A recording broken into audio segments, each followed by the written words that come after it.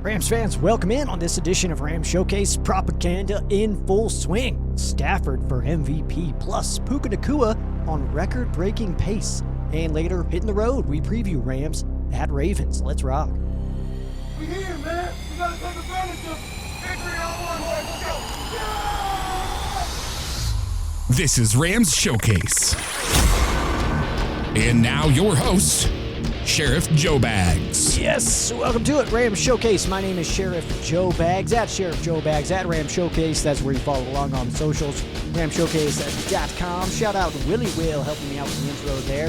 One of my former co-workers from the radio station, and just an incredible human being. So much fun, by the way. Socials will be in the description below, so you can follow Willy for yourself. We had an absolute blast at the radio station, dude. I was night guy on one station. He was night guy on the other station. Dude, you leave two night guys in a building alone, it's bad things happen to good people, right? Or just fun things happen to fun people, which is kind of more accurately what happened there. Good stuff there, man. We got a lot to get into as the Rams, of course, hitting the road, taking on the Baltimore Ravens this Sunday. Feels like it's been 4 years since we've played a football game, which is crazy. So we're looking forward to that. We'll obviously get into the game preview here rather soon. We'll talk about some chaos first, though. Before we fully get started here, make sure you join us, myself and Tuna, that is, on Tuna and the Sheriff. That is a live show 3 times a week. All the Rams football you could want into your little heart, man. I've got you covered, dude. Rams Showcase recorded on Wednesdays, published as soon as I am done. And then, like I said, every Monday, Wednesday, Friday, we are live, myself and Tuna, from the First and Tuna podcast. It's an absolutely fun show, man. I absolutely love doing this. That's 7 a.m. Monday, Wednesday, Friday, LA time. Join us. It is on the First and Tuna podcast YouTube channel, as well as the Rams Showcase Facebook page. So if you follow in either of those places, you're in good position to intake all the Rams content you desire, which is insatiable, man. It's insatiable, the amount of Rams content everybody wants. There's so much, dude. There's so many incredible Rams podcasters out there, so many channels, so many outlets for people. Rams fans, I think, are the most spoiled when it comes to, like, content. Just, like, going onto the internet and checking out what other people are saying about your team, other fans are saying about your team. I don't think anybody does it like the Rams fan base does. Speaking of the Rams fan base and doing things that are awesome, dude, I want to shout out Payo Time. Had an interview with OJ Atagwe. Yeah, man, that's absolutely awesome. Oshimago with the interview for Payo Time. So I'll go ahead and put a link in the description below on the YouTube channel so you can check Payo's interview out with Oshimago. OJ Atagwe, man, absolutely loved watching OJ play. So much fun, man. So really good stuff there. And we'll go ahead and get into our main topic, which is going to be propaganda in full swing. Matthew Stafford, quarterback of the LA Rams, on pace for an MVP season. It's a thing. Tell your friends, Matthew Stafford for MVP. Sure, we're only 5 games into the season, man. There's quite a lot of football to go, but before you know it, we're going to be talking about how football's almost over. And when that time comes, will Matthew Stafford still be sitting where he is right now when it comes to the MVP talks? That only time can tell. So where are we at right now with Matthew Stafford? Currently, if you're looking at the sports books, he's plus 1,400 to win MVP. He was plus 4,000 to win MVP to start the season. I know that because I just checked my bets. I put money on Matthew Stafford to win MVP for this season. He is currently tied with Jared Goff in the odds. He's behind Baker Mayfield at 1,100, Jordan Love 950, Patrick Mahomes 470, and Josh Allen at 135. So obviously Matthew Stafford is certainly right there in the conversation, even with some of the biggest names in the NFL right now. He is right now second in pass attempts, second in pass completions, both of those just behind Dak Prescott, Dallas Cowboys. He's currently first in passing yards, 1,503. That is first place by 147. He is second in passing touchdowns in the NFL with 11. Jared Goff in first with 12. He is seventh in passer rating, currently has the longest completion in the league so far, and that was on a game winner, Tutu Atwell, Tutu Train. He also has thrown only 2 interceptions. Sure, they were pretty bad, okay?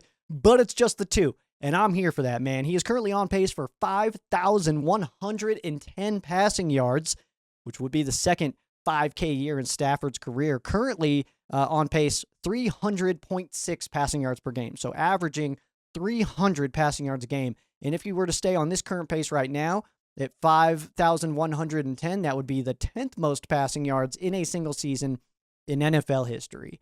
He is currently on pace also for 37.4 passing touchdowns. That would be 35th best in that category. So not totally lighting it up with the touchdowns, but statistically and leadership-wise, Matthew Stafford certainly getting it done and absolutely in conversation for MVP. I don't care who you are, all right? Definitely in those conversations. It's not just the numbers, though, with Matthew Stafford. It is always so much more than the numbers for Matthew Stafford.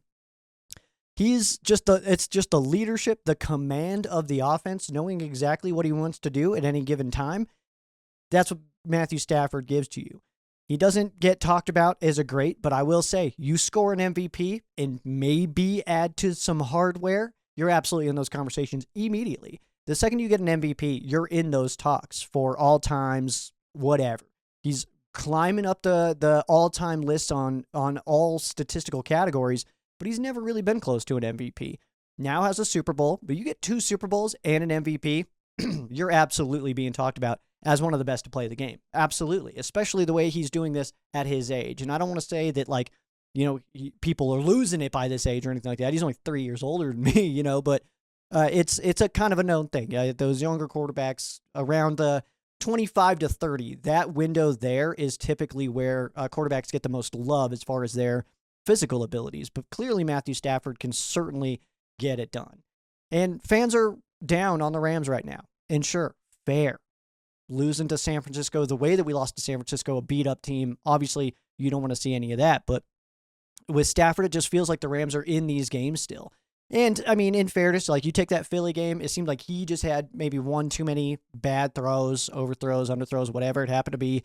And then against San Fran, I'll say that it feels like on that last 4th and 1 play that if the ball's in Matthew Stafford's hands, then good things happen. I mean, he was absolutely lighting it up on everybody, and then we went with the run, which, I mean, that happens. You know what I mean? Like, the calls happen. I mean, Pete Carroll called a run a pass when they were running it all over the place with Marshawn Lynch in the Super Bowl. And then you have McVay, different level, of course. This is just a primetime Thursday game in Week 5, but then you have where the Rams were passing all over the place, especially in the second half, and then they went with the run. So Sean McVay right away called that a bad play, whatever. Just feels like, though, if Matthew Stafford has that ball in his hands, I mean, I don't want to say touchdown necessarily, but at least first down, it feels like. You know what I mean? And nothing's guaranteed, obviously. We'll never actually know, but it did feel like the way that game was going, if the ball was in Matthew Stafford's hands, the good things would have been able to happen.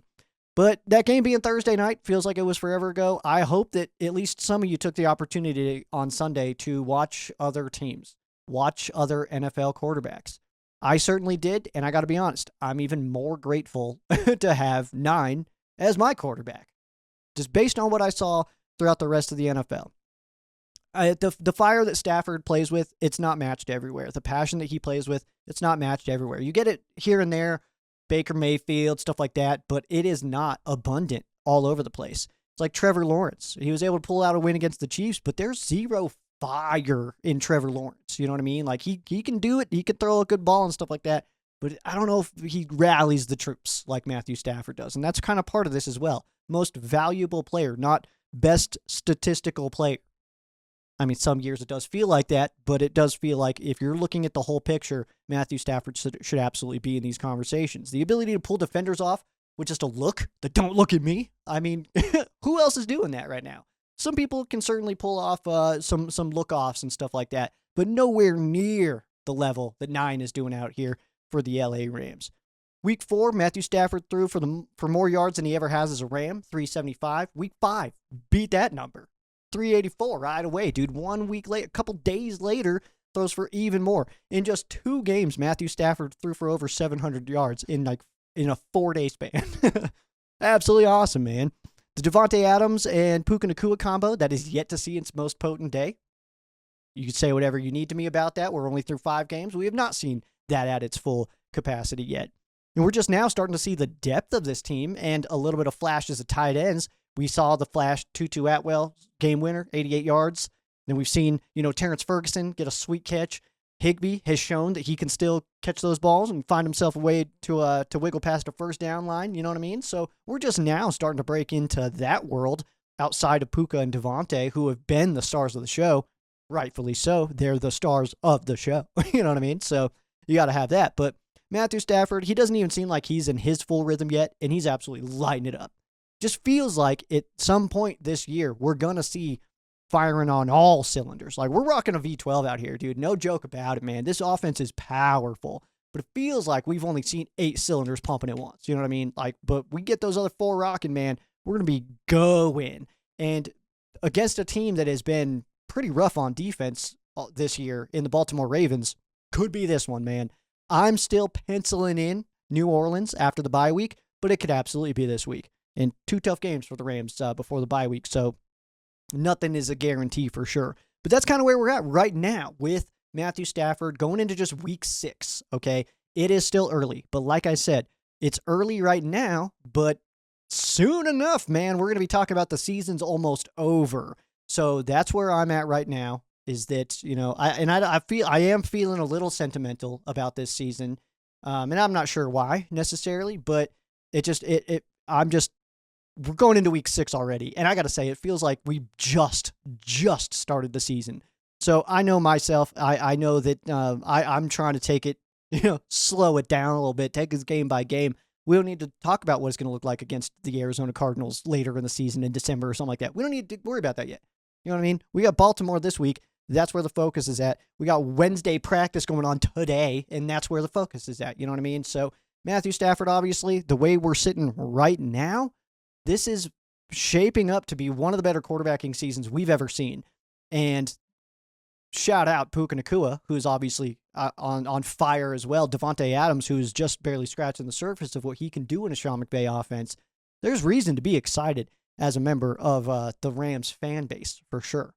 And will the Matthew Stafford for MVP conversation happen all season? Well, only time will tell. But Joe Stradamus says, hell yeah. Hell yeah, it will, man. Go Rams. That's what Joe Stradamus says. But I don't control that guy. Speaking of Puka Nacua, by the way, future Hall of Famer Puka Nacua, potential 2025 Offensive Player of the Year, currently leads the NFL with 588 yards. That is in the lead by 54 yards. Currently leads the NFL in receptions with 52. That is in the lead by 9. Keep in mind also, only 5 games in. That's pretty crazy. In fairness, bye weeks have started. I'd be so mad if our bye week was week 5, but it's not, at least. But yeah, so some bye weeks are in there. Currently leading the NFL with 117.6 yards per game. That would tie 2013 Josh Gordon for 6th most in a single season. 5th is 1945 Jim Benton, by the way, 118.6. And 3rd is 1951 Elroy Hirsch, 124.6 receiving yards a game. Yo, Elroy, man, this dude's have families, man. You're embarrassing people out here.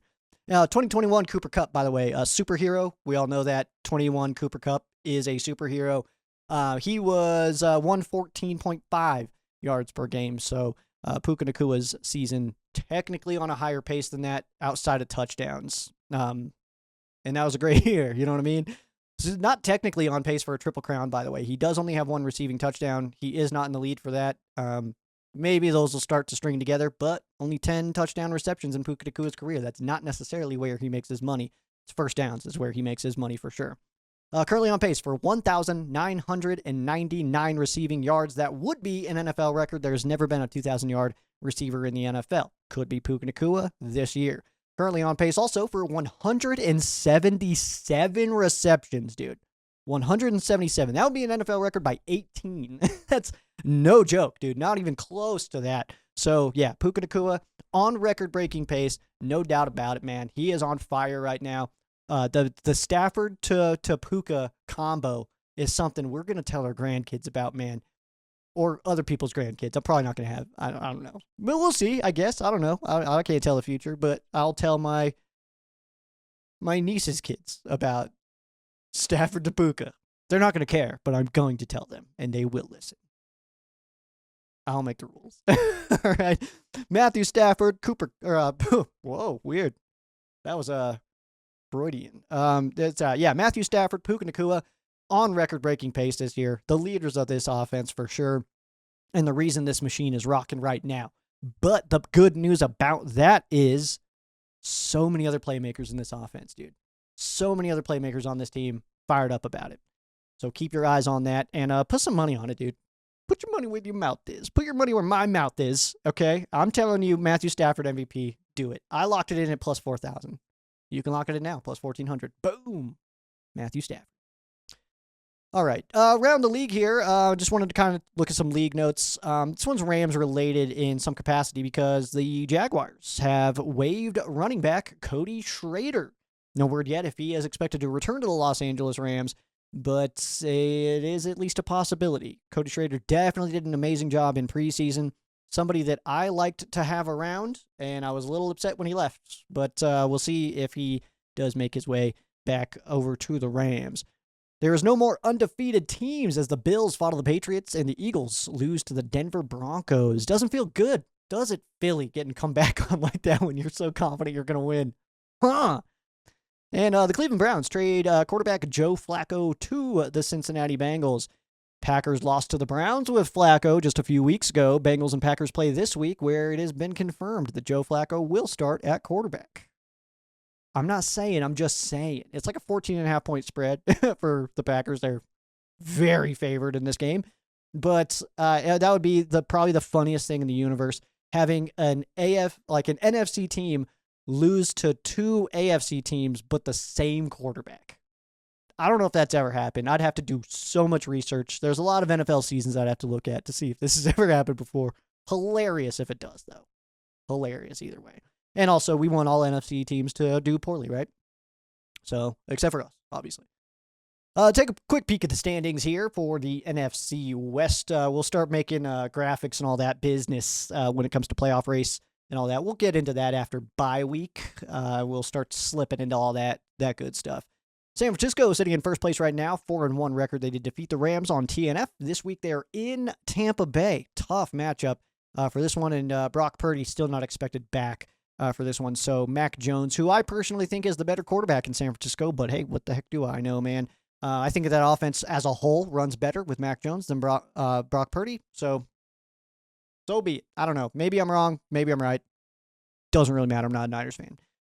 Rams sitting in second place right now, 3-2. They did lose to the San Francisco 49ers. They are in Baltimore this week. We'll get into that full game preview here shortly. Seattle Seahawks, 3-2. They lost to Tampa Bay, and they are in Jacksonville this week. They're 4-1 Jacksonville Jaguars, who we will have the following week. And Arizona Cardinals sitting in last place right now, 2-3 record. They did lose to Tennessee, giving the Titans their first win of the season. And this week, Arizona heads to Indianapolis, take on Indiana Jones and the boys that put up one hell of a game against the Rams, 27-20 for the Rams, though, pulling out on top of that one, which is obviously great news. Great news. Great news.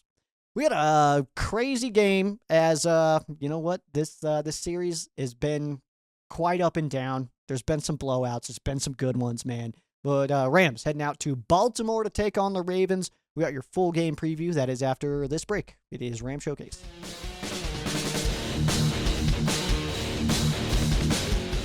Welcome back in. This is Ram Showcase. My name, Sheriff Joe Bags. The 3-2 Los Angeles Rams heading east, taking on the 1-4 Baltimore Ravens. This game kicks off at 10 a.m. on Fox. Kevin Burkhardt and Tom Brady will be on the call. Aaron Andrews, Tom Rinaldi on the sideline. On your screen right now is a distribution map. Rams and Ravens will be in the red zones for this one. You would think with the game with Kevin Burkhardt and Tom Brady, it would get a little bit larger of an area. Not the case for this one, so... obviously, there are many other ways to watch games. I sit in that little CS on the Colorado portion of the map. That's where I live. And very rarely do we get Rams games out here. So I just go out. I prefer to go out, personally, to the bar and stuff like that. I just like to make game day a whole event. You know what I mean? It's just more fun that way. Speaking of making game day an event, I just want to talk about this sweet Av shirt that I'm rocking right now that you can see. Because for two reasons. Mainly because I was wildly stoked. Already a couple beers in, having an incredible time watching the Rams, you know, as you do. And then I see all of my favorite players wearing Rams jerseys, and they don't even play football. That's the best part, man. Seeing the Colorado Avalanche all rocking their stuff out there. Rams are my number one team in the whole universe. Number one favorite team in any sport. Love them. Next, though, and there is a gap. I mean, I don't have like an Avs tattoo or anything like that, but Colorado Avalanche, second place. It's Rams one, then like Avs like kind of somewhere over here. Everybody else is like way down here, like Rockies and all that stuff. Everybody else is way down here. Texas A&M, way down there, dude. Rams and Avs, though, number one, number two. Absolutely loved that with my whole heart. And then, of course, season opener, Avs at Kings. Avs pulling out the sick dub 4-1. Absolutely love to see that.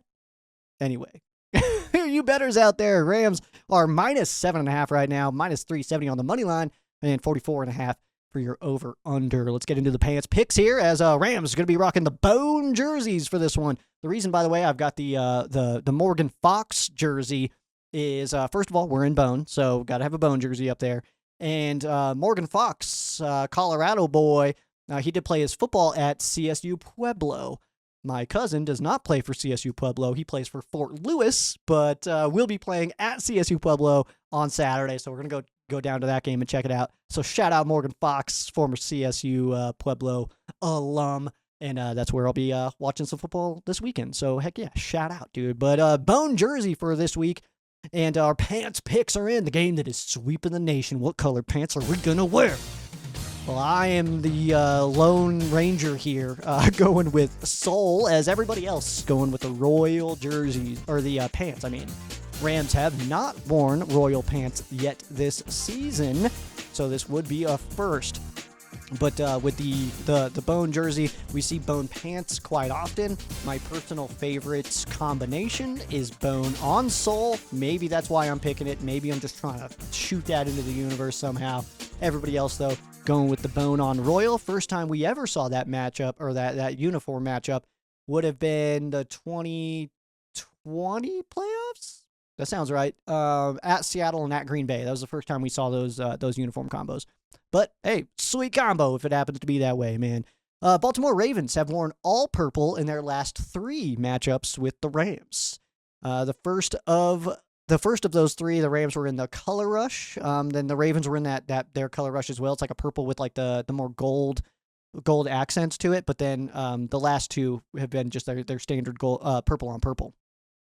But that last one, the first of those 3, that was that big Monday Night Football loss, the color rush, man. It was such a bummer of a game. Actually, I have the game pin right here. Thanks, Mark. Dude, you're the man. I was just sitting right. That's so funny. Anyway, we got to get rid of this, actually. God, that's bad luck. That's going upside down. All right. And then the Ravens have only ever actually seen true Royal jerseys in a game. That was Week 1, 1999. Of all the times that the Rams have played the Baltimore Ravens, only one time have they seen the Royal. They have seen the darker blues during the St. Louis years, but only one time, the Royals, Week 1, 1999. And the last time these teams played, the Rams were wearing white on Royal. And, not bone for this one. Bone before that, though. All bone. All bone versus all purple before that. Matchup history. This is the 10th all-time meeting between these two teams. The Ravens lead the all-time series 6-3. The Rams lost last meeting in an absolute heartbreaker. That was a punt return for a touchdown in overtime in 23. That was a 37-31 win for the Baltimore Ravens. The Rams did defeat the Ravens in 2022, 20-19. One heck of a football game. Before that, the Ravens won 4 straight, and this will be the 4th ever Baltimore Ravens game versus the Los Angeles Rams. As Ravens, starting in 1996, Rams were in St. Louis at that time. First ever meeting between these two came on October 27th, 1996, the Ravens' first year since they are not the Browns. The Rams won that game 37-31. I thought we lost that game. Maybe I'm wrong. But the Rams have never held the Ravens to single digits in any of those 9 games. The Rams have scored single digits on 3 separate occasions. There's a lot of stuff we're looking for in this game, obviously. But first and foremost, I kind of want to mention this. That Ravens fans, the fan base itself, they're kind of going through something that sits a little close to Rams fans right now. As Baltimore Ravens, they are mourning the loss of superfan Captain Defense. And obviously, we have the recent passing of the 2024 Fan of the Year, Sal Martinez, absolutely incredible human being. So I think that from the Rams fans' perspective, we can at least offer our condolences in that regard. Super fans, losing them is never fun, man. Losing anybody is never fun. But I mean, obviously, it brings a little bit more passion to it when you have such a passionate event, which is, watching football and stuff like that. And we've become such good friends with these people over our time watching games. And I don't know, it's just one of those things, man. And just another reminder, too, that we are just fans, man. Like, we can have respect for the other fan base. Ram Man said it best. Hate the team, not the fan. I'm not here to be a hater on you as a fan. If you're a Ravens fan watching me, dude, all the love in the world, man. Welcome. Let's pull up a chair, man. You got room here, man. So that's just one of those things that it just kind of pulls it back a little bit. We're just fans, man. We're just out here to have a good time, stuff like that. We don't control anything. We can cheer, we can lose our minds, all that stuff. But ultimately, whatever happens on the field has fairly little to do with us. You know what I mean? So just shooting some love out to the Baltimore Ravens fan base, Captain Defense, man.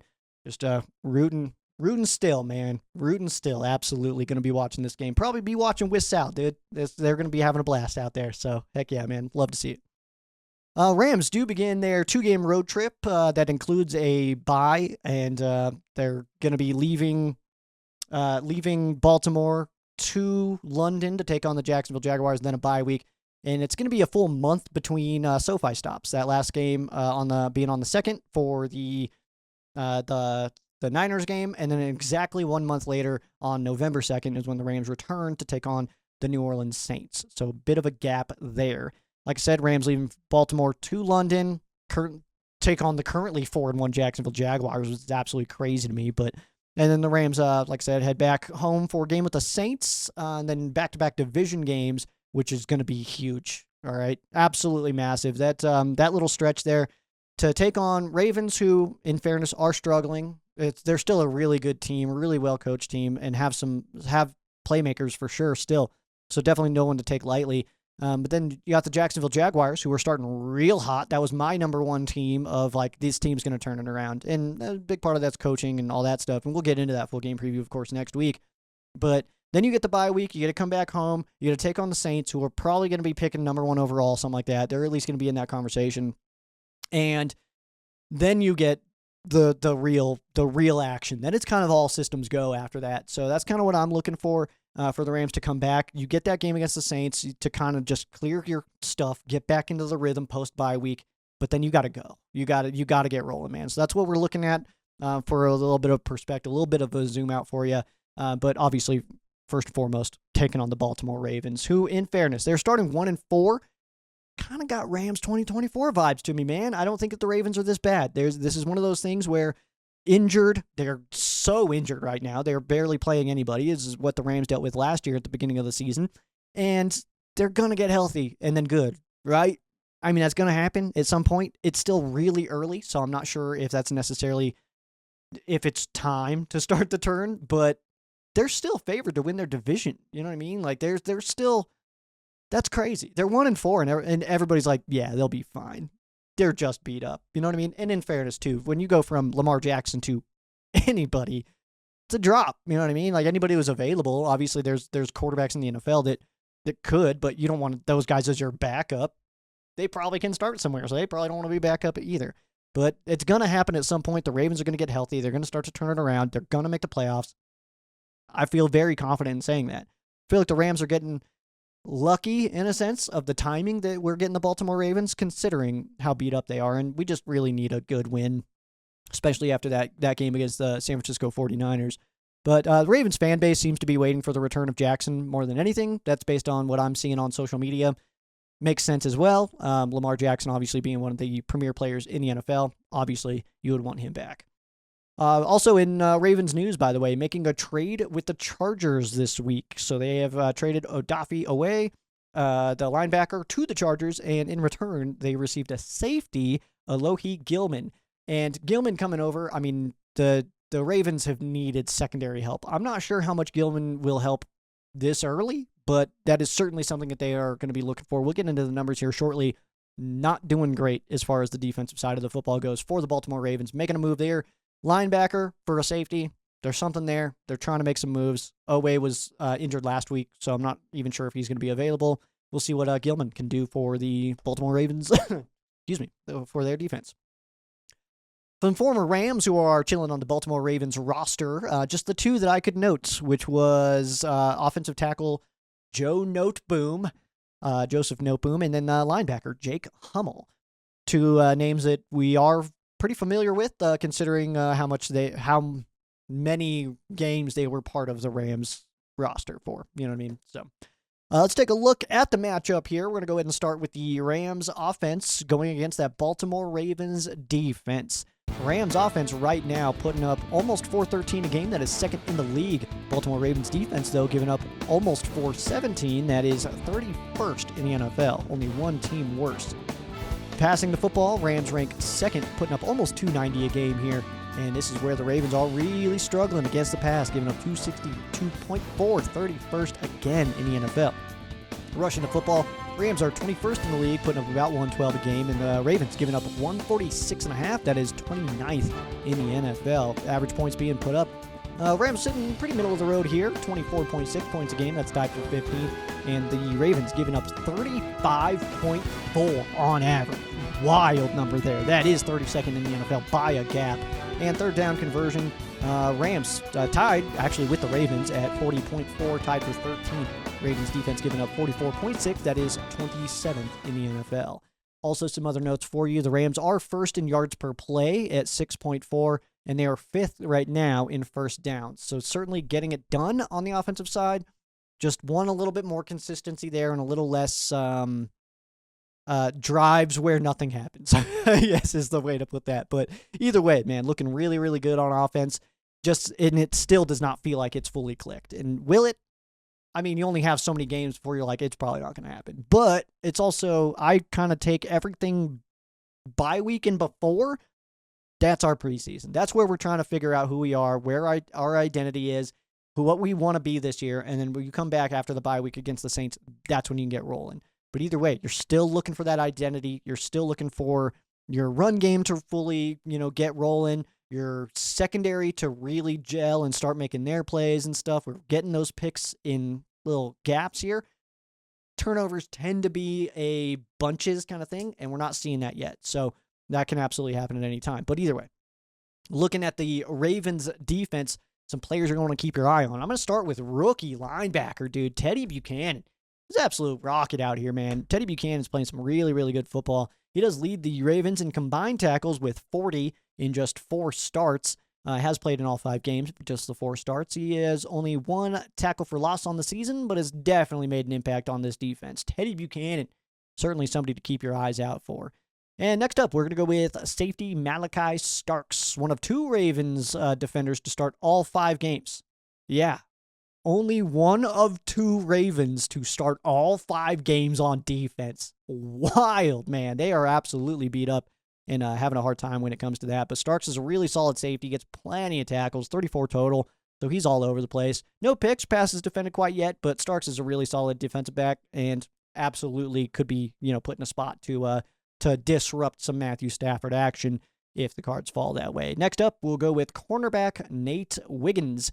One of 2 turnovers for the Baltimore Ravens. It was an interception going to Wiggins, only pick for the Ravens on the season. That secondary, that whole defense as a whole, realistically, worst start of their lives. Start of their lives, man. He's part of a secondary that's shown the ability to get picked on, so Nate Wiggins, absolutely. I mean, everybody's got a difficult task when you take on the Rams wide receivers, but Nate Wiggins, man, definitely has a tall task in front of him, but has talent as well. You know what I mean? Like, Humphreys has been hurt, so Wiggins is kind of being called on a lot, and in fairness, kind of getting picked on. We'll see if it happens again this week and see how he's going to respond to that. But Ravens are certainly a team that can, at any moment, kind of just turn it on, like especially on defense, historically speaking, and they have really good players. Let's not, mess around with it. If they can get some health back, they have some really, really talented players and can absolutely ruin your day, man. So something like a turnover, a timely pick 6, even like a well-timed big hit on like a 3rd down that stops the drive or something like that, anything can trigger it. And then they're off and running. You know what I mean? So it can be something quick, and then all of a sudden their defense is on fire. Will it happen this week? Who's to say? Best one-on-one that I've got for the Rams offense going against the Ravens defense. I'm going to go Kyren Williams versus Roquan Smith. Big fan of Roquan Smith, former Georgia Bulldog. Absolutely incredible player. Smith leads the Ravens in tackles for loss, while Kyren Williams does remain the Rams' top rushing threat, coming off of what was really a really good game. And then a few really bad plays in there for Kyren. He's the kind of player, though, that he could have a big day just out of pure frustration. You could tell how much that fumble bothered him. And as much as we hate to see that, especially the timing, it does feel like the bulk of Kyren Williams' fumbles are at the time where it's like that's the last thing that you can afford to have is a fumble. But I think that the way Kyren Williams is kind of, first of all, he's done a better job this year. I think another fumble was credited to him, but it was kind of a misstep on the handoff. But Kyren Williams has certainly done a better job of holding the football. And I'm just not here to say that, we need to get rid of him or anything. He also got punched in the face. All right. I don't know if you can do that. I don't know if that's a rule. I'm sure you can call it incidental, but he got punched right in the dome and then fumbled the football. I mean, things happen, man. But either way, Kyren Williams and Smith are going to meet a few times on Sunday. This battle will probably go both ways, but ultimately, I think the timing of it will be critical, and that's just it. Timing. Is Kyren Williams going to have a fumble in a situation where that's the last thing on earth you can afford? Or is there going to be like a Roquan Smith missed tackle on a 4th and 2 when that's the last thing in the world that they could afford? You know what I mean? I think timing is going to be everything. Smith is going to win some. Williams is going to win some. When those wins happen is going to be very important. 3 to C for the Rams on the offensive side. We're going to start with wide receiver Puka Nacua. You pencil him in here almost every time, okay? He's playing absolutely out of his mind. Obviously, Puka Nacua's on this list. Puka Nacua on record-breaking pace. Record watch begins post-bye, by the way. We will start our record watch segment. That will be happening. Who knows? We'll see. But Nacua, he's become such a massive part of this Rams offense. And the good news is that it's very realistic that other weapons also take off at some point. It doesn't feel like the Rams are, obviously Puka Nacua is getting the bulk of everything right now, but it doesn't feel like Puka Nacua, if he were to go out, then it's like, well, the Rams are dead. It feels like we have so many other weapons where it's like, well, who steps up then? Like where do these targets go kind of thing? And it feels like we can let that, it would settle if it needed to. Good news right now, Puka Nacua is healthy. He's good to go, and he's rolling, man. So we've gotten a little glimpse, a little appetizer of Devontae Adams, you know what I mean? Just a little taster of potential from Tutu Atwell and what he can bring. And then we saw the waiter walk by with a plate of Terrence Ferguson, and we're like, ooh, that looks good. I want some of that next time. You know what I mean? So we're getting the taste of everything right now. But main course, dude, the go-to, the solid one. You're looking at the menu and you can't decide, so you just fall back on your default, dude. It's Puka Nacua. And no one's mad about that. Shouldn't be, at least, because it's working. I mean, he's on record-breaking pace. But as long as Stafford to Puka works, no reason to stop it. Against a team that's 31st in the NFL against the pass, Nacua could be wearing a jersey this Sunday. Nakua's number 12 bone jersey worn this Sunday in Baltimore could be making its way to the Pro Football Today gallery in Canton, Ohio. Just saying. Next up, 3 to C. Running back Kyren Williams. Kyren Williams had an incredible day last week against the Niners. 2 touchdowns, plenty of receptions, helping the Rams move the football. A lot of the story right now is Williams and the fumble, and rightfully so. I'm not going to try to ignore that. That was so unfortunate. Wildly unfortunate. The timing, the way it all happened, hands were going up to high five, dude, and then it was not our football anymore. So yeah, I get it. It was absolutely terrible timing. That's all it was. It was timing. The timing of it. He was right. He was at the 1. You know what I mean? Like that. There's potential for him to get a little bit further, and the ball gets punched out, and it's already a touchdown. It doesn't matter. You know what I mean? So it was that close. So I don't think we should just absolutely crush Kyren Williams for any of this. But on the final play, I don't put that one on Williams because it was a bad call. I mean, Sean McVay called that out immediately on the postgame press conference, and he's right. It was a bad call. That's what I kept saying. As soon as it happened, it's like, yo, what? Run up the middle? What are we doing? Like, that's so obviously like if we're going to run, that's a Puka jet sweep. You know what I mean? Like, so obviously. But again, McVay owned it. We can move on from it. It was just a blatant passing situation in my mind. Overall, though, Kyron Williams played really, really, really good football last week against the Niners, and the fumble sucked. Yes, bad. But I'm with Puna Ford, man. We ride with 23 for sure. Next up, tight end Terrence Ferguson.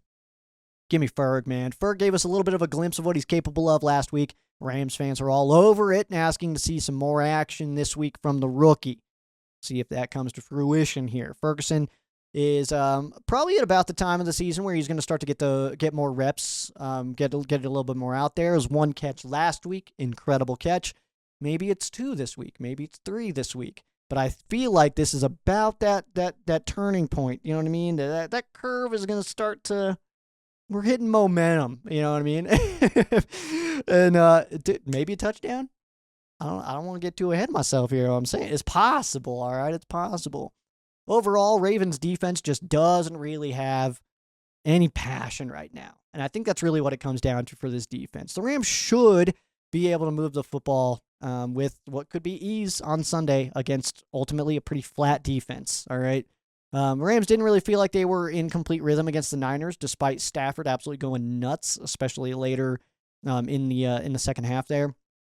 Realistically, the worst defensive start for the Ravens of all time.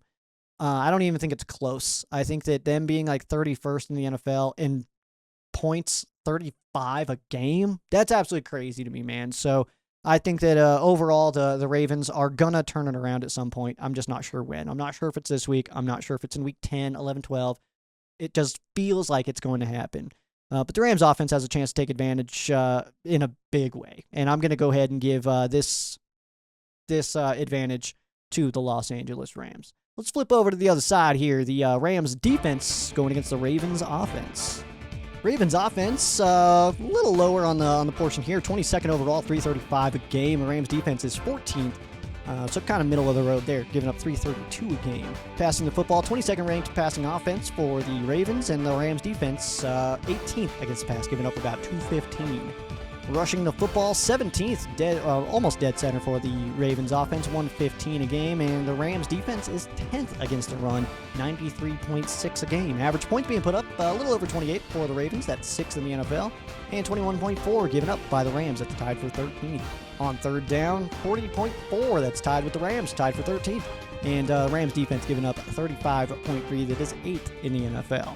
The Rams have not allowed a run of 20-plus yards this season. They are the only team in the NFL so far to do that. And Rams are tied for first in rushing touchdowns allowed with only 2, and third in yards per rush with just 3.5. So really, really solid there. Some opposing players that we're keeping our eyes on for the Ravens offense. We're going to start with wide receiver Zay Flowers. Even with Cooper Rush in a blowout, still felt like Flowers was at least present in last week's game against the Texans. Certainly a weapon that can hurt any defense, especially after the catch. I think matchup-wise, it makes sense that we could see Durant on Zay Flowers, but I don't think it's going to be a shadow thing. I think it's going to be one of those where they're going to set it up, they're going to want to pick set the matchups themselves kind of thing, and we'll see how that kind of shakes out. But Zay Flowers is absolutely a weapon. Speaking of weapons, running back Derrick Henry, another ridiculous running back for the Rams defense, who has answered the call so far, man. It seems like every week we have a really, really awesome running back to play against, and the Rams defense is answering the call. I absolutely love to see it, man. Even in a loss, Rams held CMC to 22 carries for 57 yards. Of course, some passing action in there as well.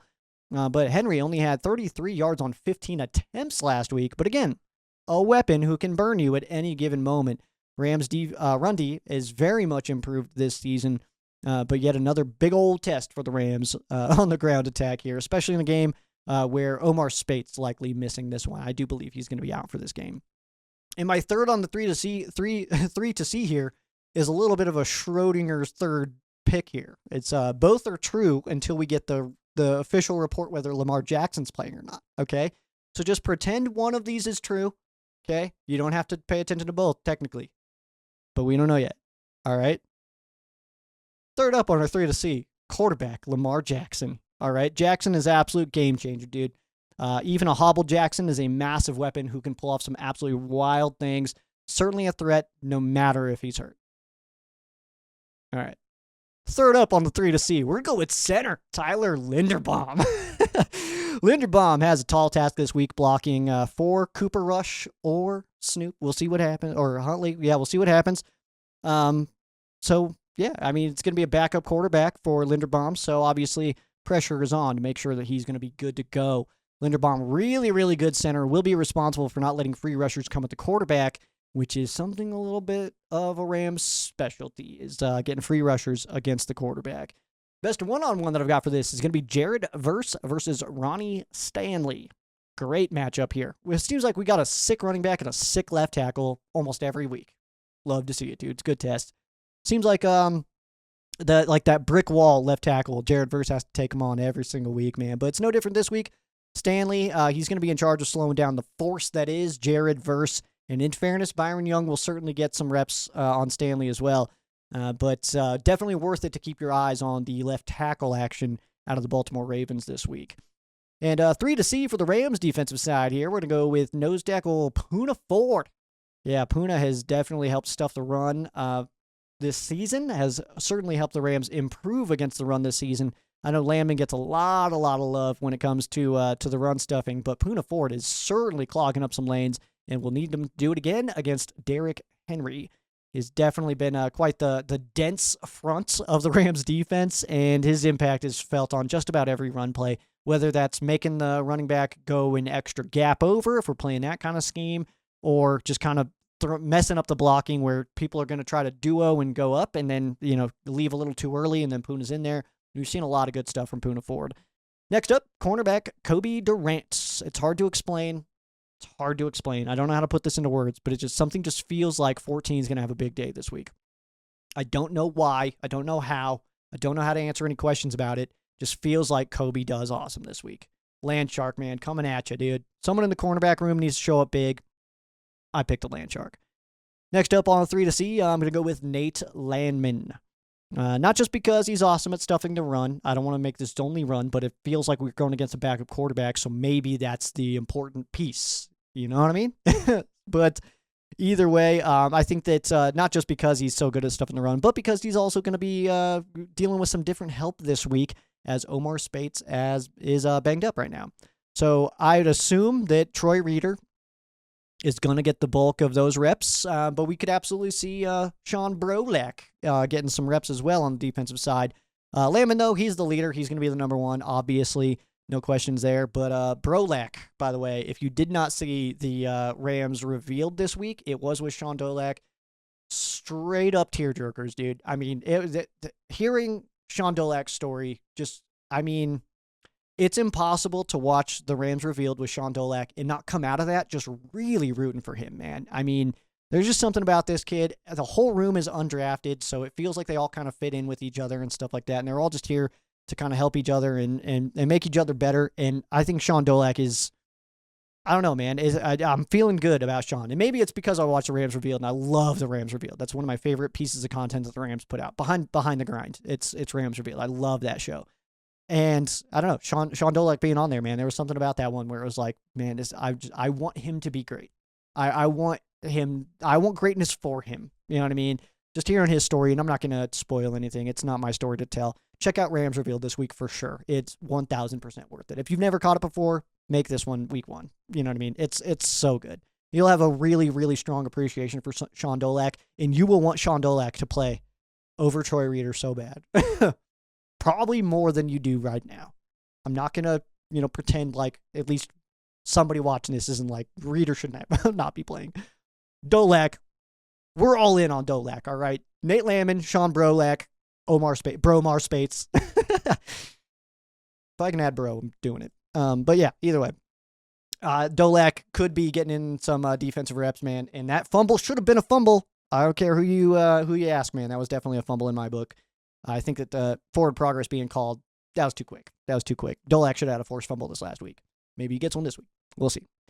Overall, though, Ravens heading into their bye after this game, so it does feel like that could help the decision to not play Lamar Jackson if you can get him an extra week of rest in that one. So, but they're just looking for a sign of life, dude. They need it right now. So, Rams defense, they could have looked a lot better last week against a division opponent. So I think that there is some want of some fire in this defense right now for sure. But just don't get beat deep, make the play in front of you.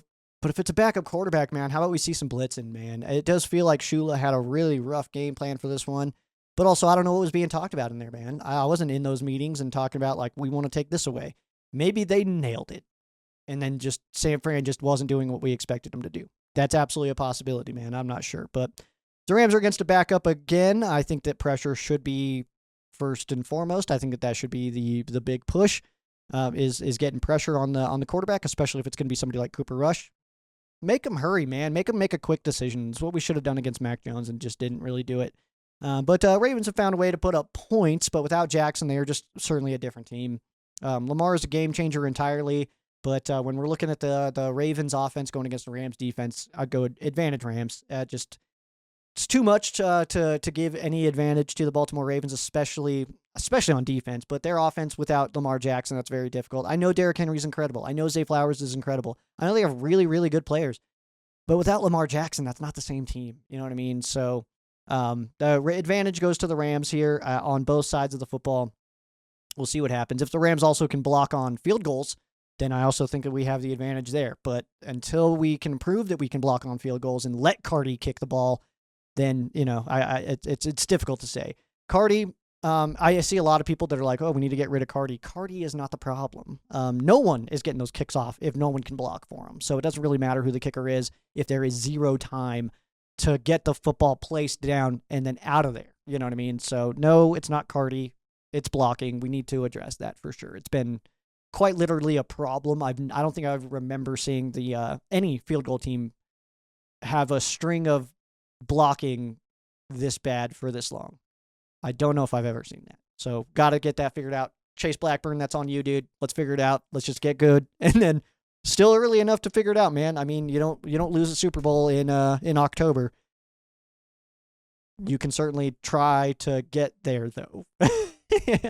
and start working out these kinks right now, man. So that is it. Game preview. Again, Fox, 10 a.m. LA time for this matchup.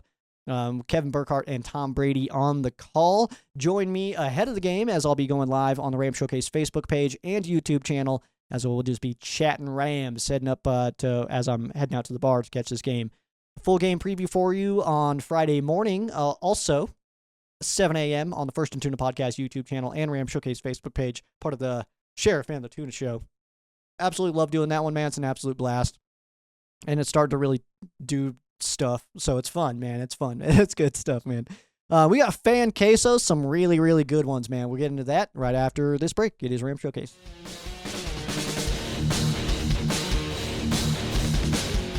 Welcome back, Ram Showcase. My name, Sheriff Joe Bags. Time to get into our fan quesos. As if you can just drop me questions on socials and stuff like that, I'll answer them, man. And no matter how weird they get. And they get weird, man. They get weird. It's fun, though. Like, the weird ones are probably my favorite. But I post on the Ram Showcase Facebook page. I share that to my personal. And then I also post that on the Ram Showcase YouTube channel. So if you're looking for a place to drop me questions and you're not seeing it, let me know. And we can make that happen. Super easy. Over on Facebook, this one coming from Nick. It says, am I the only one that doesn't understand the whole McVay should have kicked the field goal talk at the end of the 49ers game? With 3 minutes left, at best, the Rams leave with a tie. Since when are fans mad at the head coach actually playing to win the game? He should have kicked a field goal. How about my super high-powered offense goes and gets 1 yard? Sorry for the rant. Guess I'm the only one that loved McVay's play call there. What do you think?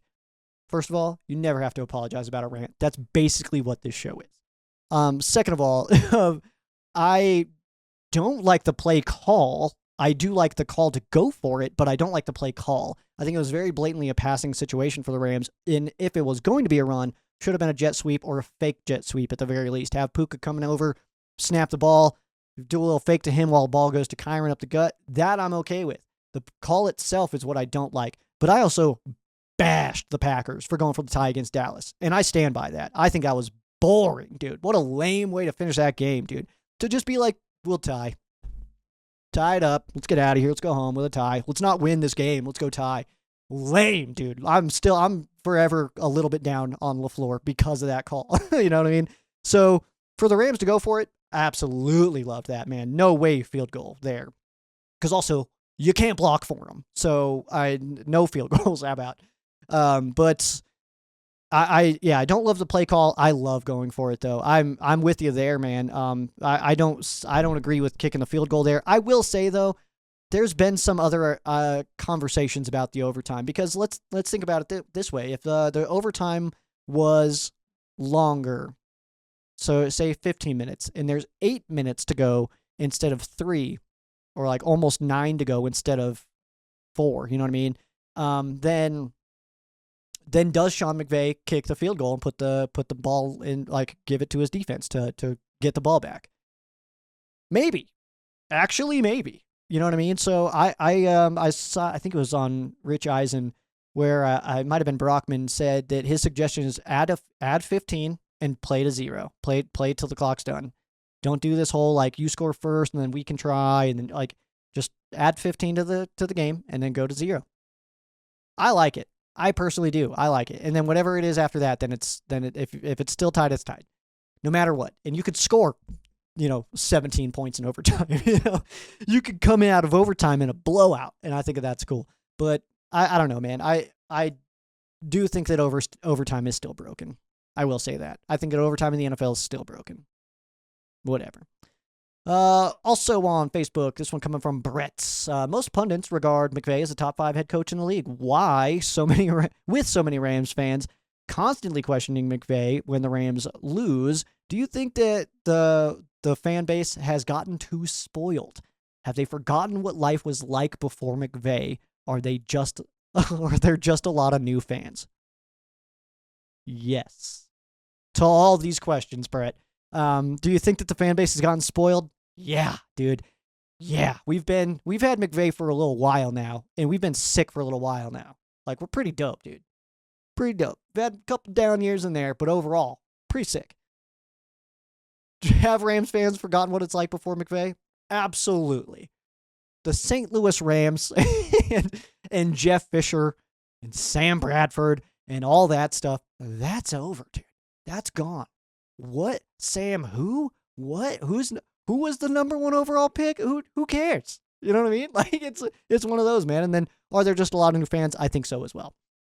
Mainly because Rams return to LA, 4-win season. Boom. Hire Sean McVay, 10-win season, playoff appearance, and it's been running ever since. So I do think that there is a bit of, maybe the Rams moved to LA. This is year 10. Maybe the Rams moved to LA. Someone was 12 years old.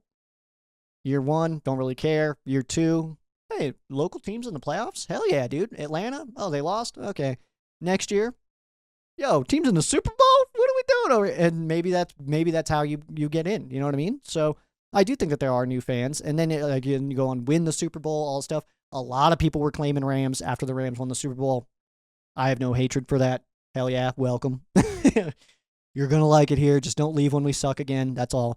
But yeah, I think it's all of those things. McVay is the best coach we've ever had. He is the best play caller we've ever had. And I think that we are spoiled. I think that when he has a bad game, people are like, fire him. For who? For who?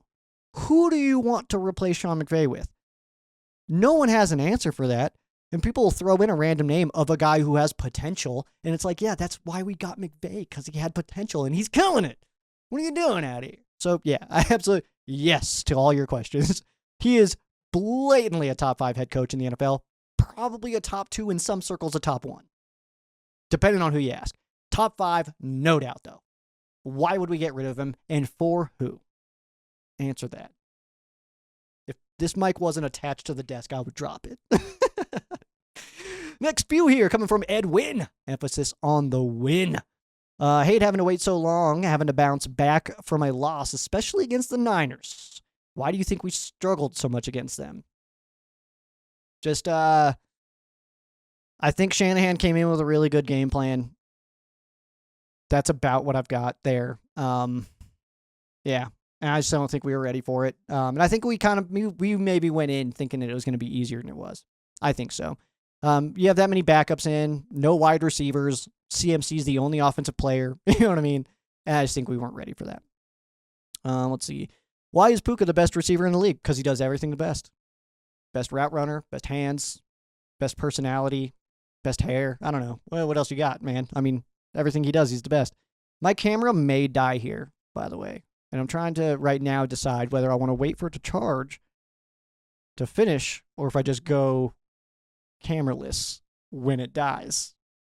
Stay tuned. We'll find out together, I guess.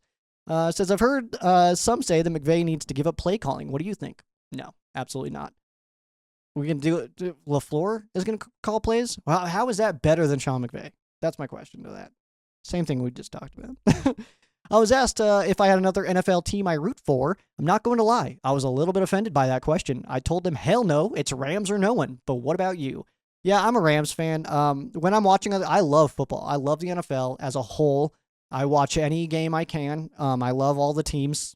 They're fun, whatever. I've kind of gotten out of my hatred a little bit, except for Niners. That's forever. But yeah, man, I think that there's times I'm happy for others. I'm not happy the Chargers won. I don't care. But I'm happy my dad is happy. You know what I mean? Like, I don't care if the Packers won. I don't care about them at all.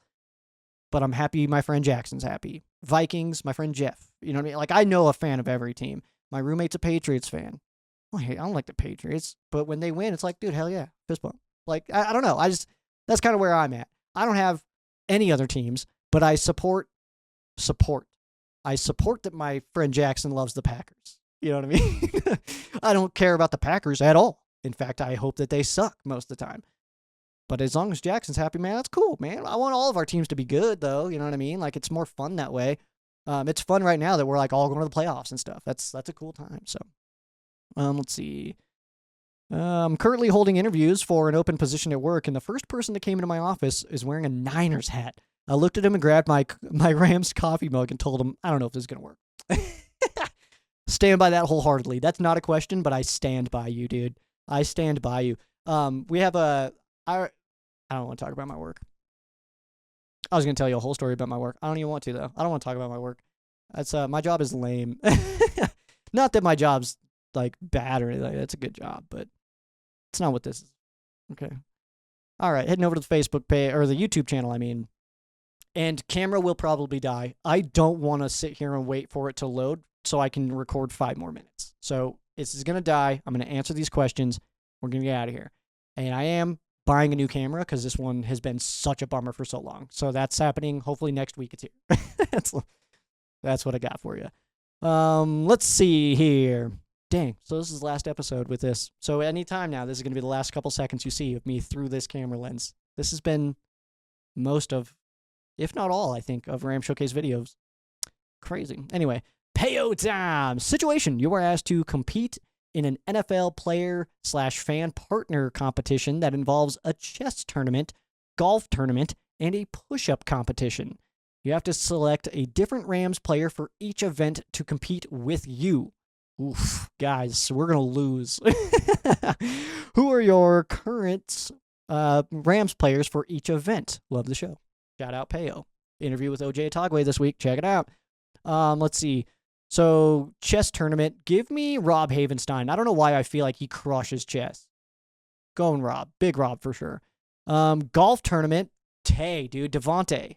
Easy, dude. He's got to be the best golfer on the team. He's killing it out there, dude. Every time you hear anybody talk about golf, too, with the Rams and players like that, they're like, oh, Devontae, though. He'll kick your ass, dude. So, love to see that.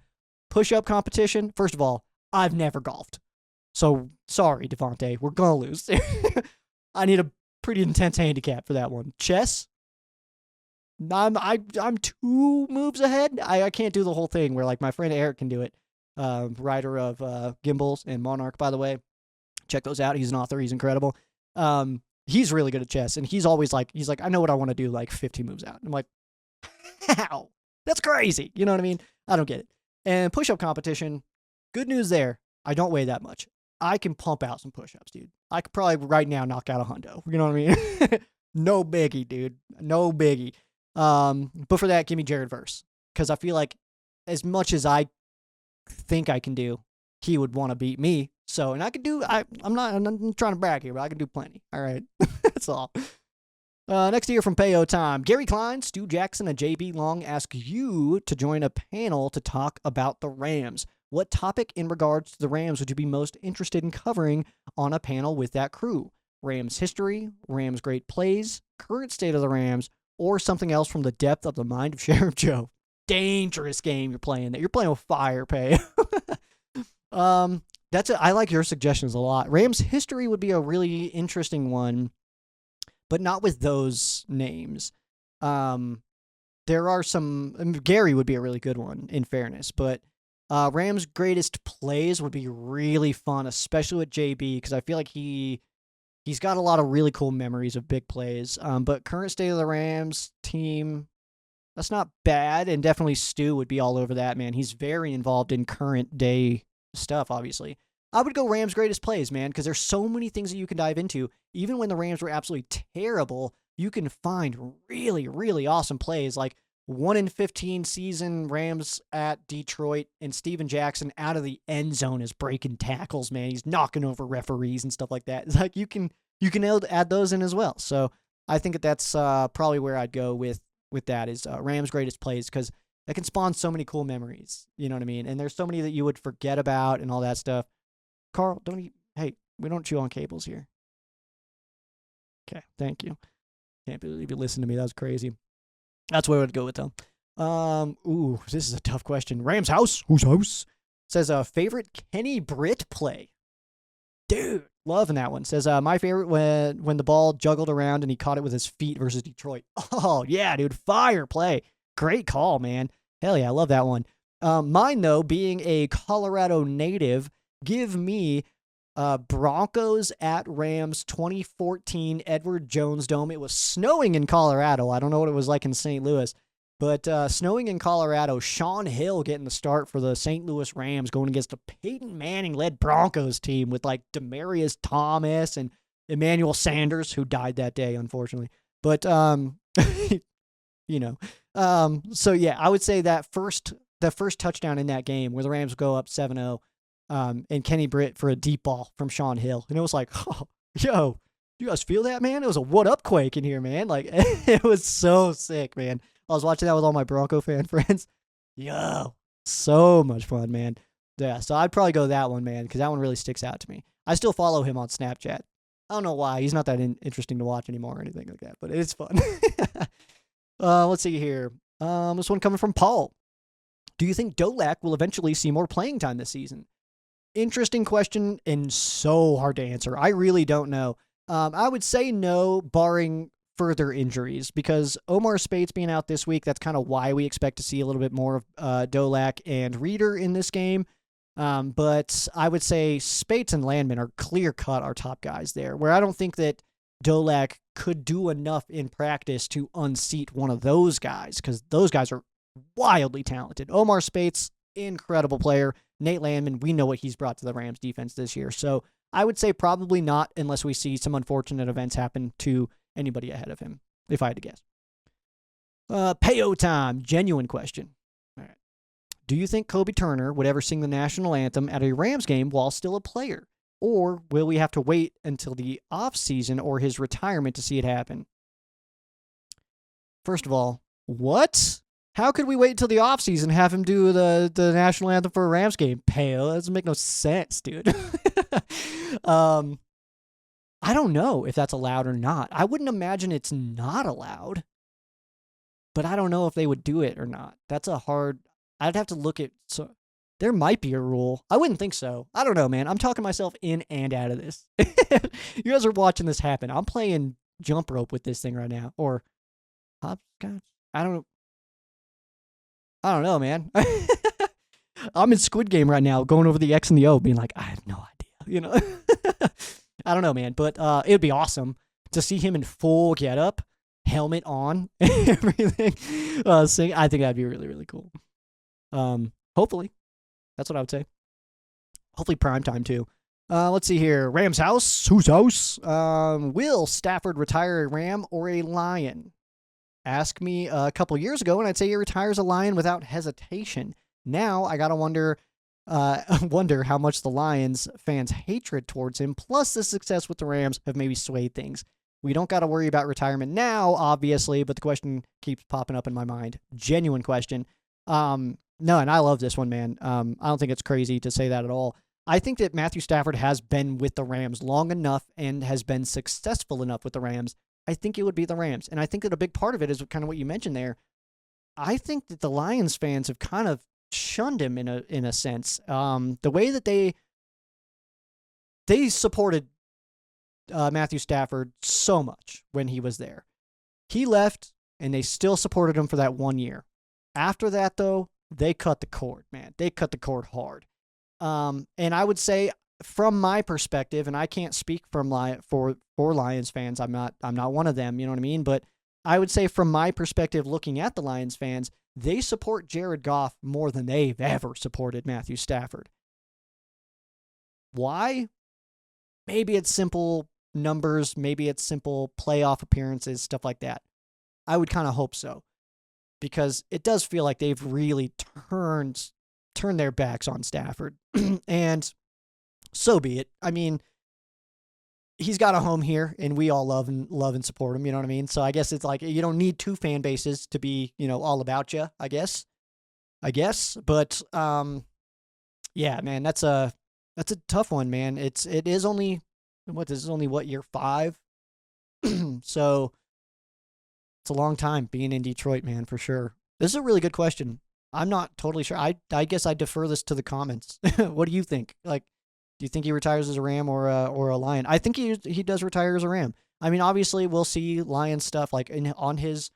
I was at the Pro Football Hall of Fame on my 33rd birthday. On the bust, it'll say the teams that he played for, so it will say Detroit Lions on there.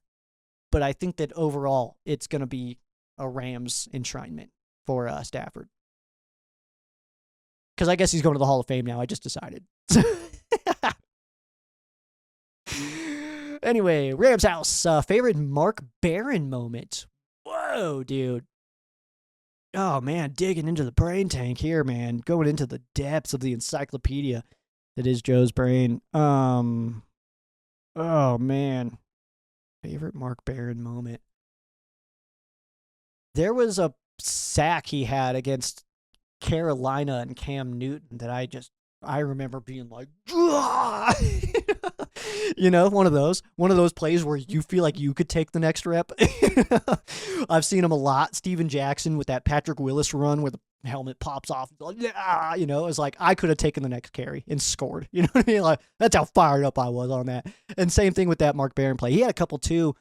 I want to say against the Bucks that he had a couple of run stuffs in there where he just like was like, doing the going side, wait for your gap, and then boom, and then just absolutely lighting people up, man. I just loved Mark Barron's play style though so much, man. I'm big fan of Mark Barron. I'd still rock his jersey to this day. Don't care. Last one here from Rams house. And overall, if Davante Adams was a candy, what candy would he be? Ooh. Let me think about this one. He is an all-time great. All-time great, man. Davante Adams is a Snickers bar, man. It's maybe not the first thing you think of when you hear, like, what's your favorite candy or what's that, like, certain people are for sure going to say Snickers. You know what I mean? Like, absolutely. Like, they're going to lock in on Snickers and be like, yeah, Davante Adams is my favorite. There's a lot of people out there, though, that are going to be saying Reese's, like Puka, I don't know what else I've said. They're going to be saying Take 5. I know we've said that one. They're going to be saying some of the big hitters, man. Three Musketeers, the whatchamacallits, and all. I don't know if that's a big one or not. But they're going to be saying all those, man. And then you're going to be like, oh, what, Snickers? And they're like, oh, yeah, totally Snickers, dude. Like, way up there. Yeah, like, that's what that one is, man. Davante Adams is total Snickers bar. I hope that's what goes on.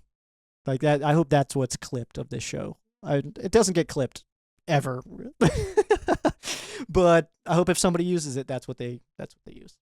To tell who is Sheriff Joe Bags, and it's me just being like, Davante Adams is Snickers. That's so much more funny to me than it needs to be.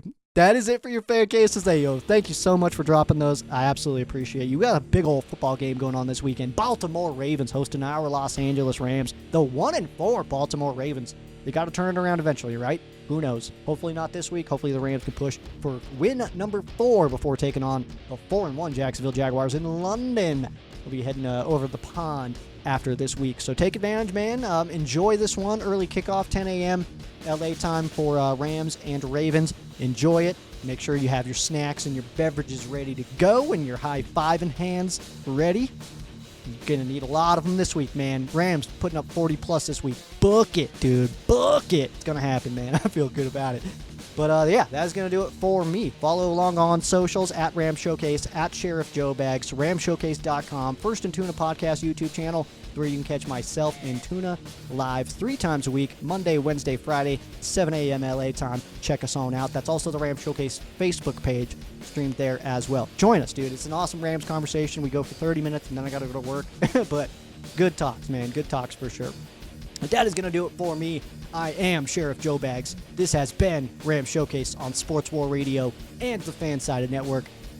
For those of you who aren't Rams fans, our thoughts and prayers are with you. For those of you who are Rams fans, thank you so much for watching, and go Rams.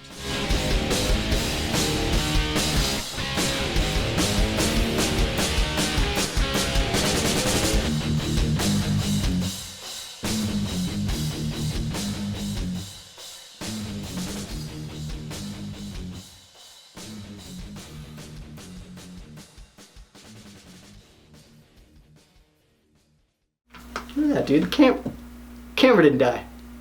Look at that. Crazy. Later.